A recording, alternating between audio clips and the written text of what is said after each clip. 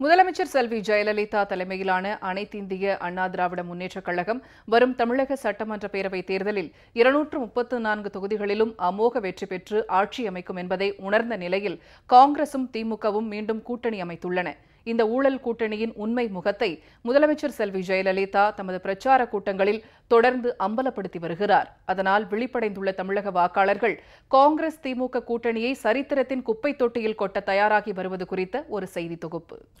1969 புரட்சித் தலைவர் எம்ஜிஆரால் முதலமைச்சராக்கப்பட்ட கருணாநிதி அதுவரை காகிதப்பூ மணக்காது, காங்கிரஸ் சோசியலிசம் இனிக்காது என்று பேசி வந்தார். புரட்சித் தலைவர் எம்ஜிஆர் அண்ணா திராவிட முன்னேற்றக் கழகத்தை ஆரம்பித்து கருணாநிதி உள்ளிட்ட திமுக அமைச்சர்களின் ஊழலை உலகுக்கு எடுத்துக்காட்டி அதன் பட்டியலை குடியரசுத் தலைவரிடம் வழங்கினார். அதன் மீதான நடவடிக்கையை தள்ளி போடும் வகையில் அப்போதைய பிரதமரும் காங்கிரஸ் தலைவருமான இந்திரா காந்தியின் சொல்லுக்கெல்லாம் தலையாட்டத் தொடங்கினார் கருணாநிதி. காவிரி டெல்டா மாவட்ட விவசாயிகளின் நலனுக்கு வழிகாணும் வகையில் உச்சநீதிமன்றத்தில் தொடுக்கப்பட்ட காவிரி நதிநீர் பங்கீடு குறித்த வழக்கை இந்திரா காந்தி கேட்டுக்கொண்டதற்கு இணங்க திரும்ப பெற்றார் கருணாநிதி. அதேபோல தமிழக மீனவர்களின் வாழ்வாதாரமாக விளங்கிய கச்சத்தீவை இந்திரா காந்தியின் விருப்பப்படி இலங்கைக்கு தாரை வார்த்தார். ஆக திமுகவும் காங்கிரசும் முதலில் கூட்டணி சேர்ந்ததே தமிழக மக்களுக்கு எதிராகத்தான். ஒரு கட்டத்தில் புரட்சித் தலைவர் எம்ஜிஆரின் வேண்டுகோளை ஏற்று கருணாநிதியின் ஊழலை விசாரிக்க மத்திய அரசு நீதிபதி சர்க்காரியா தலைமையில் விசாரணை கமிஷன் அமைத்தது. விசாரணை முடிவில் நீதிபதி சர்க்காரியா கருணாநிதியை விஞ்ஞான ரீதியில் ஊழல் புரிந்தவர் என அம்பலப்படுத்தினார். உடனே இந்திரா காந்தியின் காலடியில் விழுந்த கருணாநிதி விசாரணை கமிஷன் மீதான நடவடிக்கையை நிறுத்தி வைக்குமாறு கோரிக்கை வைத்தார். அதற்கு இந்திரா காந்தி இணங்கினார். இப்படித்தான் திமுகவும் காங்கிரசும் ஊழலால் ஒன்றுபட்டன. ஊழலின் இரட்டை பிறவிகளான திமுக காங்கிரஸ் இரண்டையும் 2G இமாலய ஊழல் இன்னும் இறுக்கமாக இணைத்தது. 2004ஆம் ஆண்டு மத்தியில் காங்கிரஸ் கட்சி ஆட்சி அமைத்த போது திமுக தலைவர் கருணாநிதி தனது பேரன் தயாநிதி மாறனுக்கு தொலைத்தொடர்புத்துறை, TR பாலுவுக்கு கப்பல் மற்றும் நெடுஞ்சாலை போக்குவரத்துறை போன்ற பணம் கொழிக்கும் துறைகளை பெற்றுக்கொண்டார். தயாநிதி மாறன் ஏர்செல் நிறுவன பங்குகளை தனக்கு வேண்டிய மலேசிய நிறுவனமான மேக்சிஸ் நிறுவனத்திற்கு விற்கச் செய்து அதற்கு பிரதிபலனாக 720 கோடி ரூபாயை தனது சகோதரர் கலாநிதி மாறனின் சன் குழுமத்தில் முதலீடு செய்ய வைத்தார்.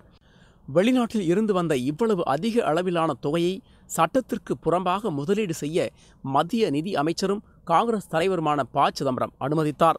இதன் மூலம் காங்கிரஸ் மற்றும் திமுகவின் ஊழல் கூட்டணி அம்பலமாகியது. அது போதாதென்று சென்னை BSNL நிறுவனத்தில் இருந்து சுமார் 600க்கும் மேற்பட்ட அதிவிரைவு தொலைபேசி இணைப்புகளை தனது இல்லத்தில் இணைக்கச் செய்து அதனை தனது சகோதரர் கலாநிதி மாறனின் சன் டிவிக்கு மாற்றிவிட்டதன் மூலம் கொள்ளை லாபம் ஈட்ட வழிவகுத்தார் தயாநிதி மாறன். அதைத் தொடர்ந்து ராசாவை அந்த துறைக்கு அமைச்சராக்கினார் கருணாநிதி. அவர் அரங்கேற்றிய 2G அலைக்கற்றை ஒதுக்கீடு மூலம் நாட்டிற்கு 1,80,000 கோடி ரூபாய் வருவாய் இழப்பை ஏற்படுத்தியது காங்கிரஸ் திமுக கூட்டணி. மேலும் முறைகேடான அந்த ஒதுக்கீட்டினால் பலன் பெற்ற ஒரு நிறுவனம் அதற்கு பிரதிபலனாக கலைஞர் டிவிக்கு 200 கோடி ரூபாய் லஞ்சம் வழங்கியது. அதற்கு காங்கிரஸ் ஆசி வழங்கியது. மேலும் காவிரி டெல்டா மாவட்டங்களின் நிலத்தடி நீரை உறிஞ்சி அப்பகுதி விவசாயத்தை பாதிக்கச் செய்யக்கூடிய மீத்தேன் திட்டத்தை அனுமதித்தது காங்கிரஸ் ஆட்சி என்றால் அதற்கு ஒப்புதல் வழங்கியது முந்தைய மைனாரிட்டி திமுக ஆட்சி. அந்த வகையில் தமிழக விவசாயிகளின் வயிற்றில் அடித்த கூட்டணிதான் காங்கிரஸ் திமுக கூட்டணி. இந்த ஊழல் கூட்டணிக்கு முதலமைச்சர் செல்வி ஜெயலலிதா கடந்த 2011ஆம் ஆண்டு சட்டமன்ற தேர்தல் மற்றும் 2014 நாடாளுமன்ற தேர்தல்களில் மீண்டும் எழ முடியாத அளவிற்கு அடி கொடுத்ததை தொடர்ந்து கூடா நட்பு கேடாய் முடியும் என்று அங்கலாய்த்த கருணாநிதி காங்கிரஸ் கூட்டணியை கை கழுவினார். எனினும் தற்போதைய சட்டப்பேரவை பொதுத் தேர்தலில் முதலமைச்சர் செல்வி ஜெயலலிதா தலைமையிலான அனைத்திந்திய அண்ணா திராவிட முன்னேற்றக் கழகம் 234 தொகுதிகளிலும் அமோக வெற்றி பெற்று ஆட்சி அமைக்கும் என்பதை உணர்ந்த கருணாநிதி கூச்ச நாச்சமில்லாமல் மீண்டும் காங்கிரஸோடு கூட்டணி அமைத்துள்ளார்.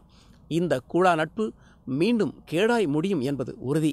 ஜெயா பிளஸ் செய்திகளுக்காக பாலுமணிவண்ணன்.